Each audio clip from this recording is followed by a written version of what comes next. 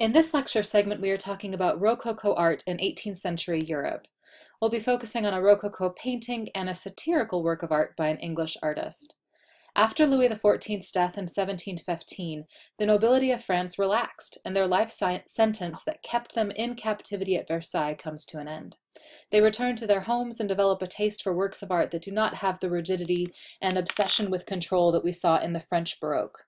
Much of Baroque art, as we talked about, tends to be intense and viewer overwhelming. Rococo art of the first few decades of the 18th century is softer, lighter, and intended for smaller spaces.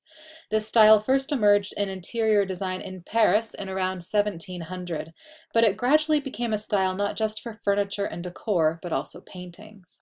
This is a mini palace structure in Germany in the Rococo style that has a hall of mirrors intended to evoke what we saw at Versailles. In this comparison between the Baroque Versailles and the Rococo Amalienburg, having gone inside the little mini palace, we see how alive the decoration seems, with vines and tendrils surrounding the mirrors, including on them, as nature is not bound and regularized as we saw at Versailles. The Rococo space is energetic with undulating forms that are light, feathery, and graceful. We see the continuation of the Baroque interest in mixing different media in one space, as we saw at Bernini's Cornaro Chapel, but the decoration has a more relaxed and playful tone. We see a difference in scale, from the huge spaces of Versailles to accommodate the nobles Louis XIV kept under his thumb, to the smaller, more intimate rooms, called salons, of private homes where friends would gather for amusement and conversation. And with these homes of the nobility that are not on the scale of Versailles, we get demand for works of art that are smaller and that show the types of subjects aristocrats like to see and talk about. Painter Antoine Watteau, who was both Flemish and French, was first a painter for theaters in Paris and then segued to painting for the market. He submitted this work of art as his reception piece, his painted SAT or ACT, his painting to get him into the French Academy. By this point, academic standards had shifted a bit, and Poussin's rigid, classical style was not the only approach to art making that was successful during this period. It's a genre of art called a fête galante. It was a new subject matter, light-hearted stories of leisure and love, the outdoor amusements of the aristocrats, amorous activities of the nobility, the upper class, nothing didactic, nothing heavy, somewhere between history painting and genre or scenes of everyday life. It's a carefully planned composition, but looks spontaneous. It's painted with a light, painterly brushstrokes that seem feathery and lacy. A comfortable rhythm of pastel colors and groupings of figures carry us across and down into the scene, set within a lush landscape of trees that behave like trees.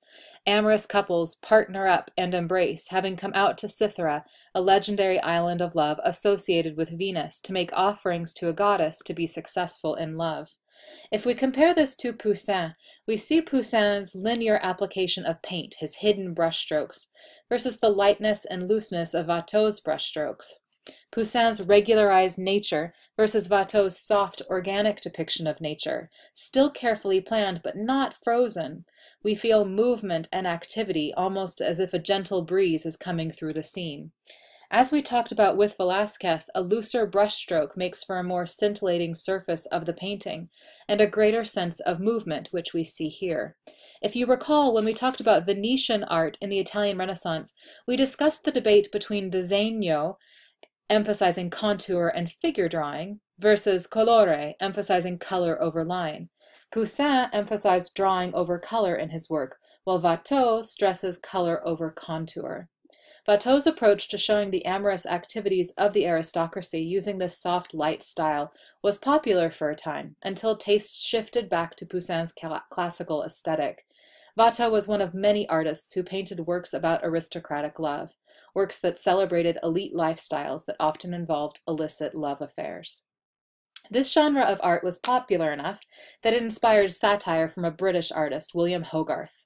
The art of the 18th century also needs to be understood within the context of the Enlightenment, or the Age of Reason, a period of expanding knowledge that had thinkers and scientists looking to the scientific method to answer questions about the world, instead of to mythology, religion, or tradition. And intellectuals asked questions about man's capabilities and argued that issues in society could be remedied by reason and common sense.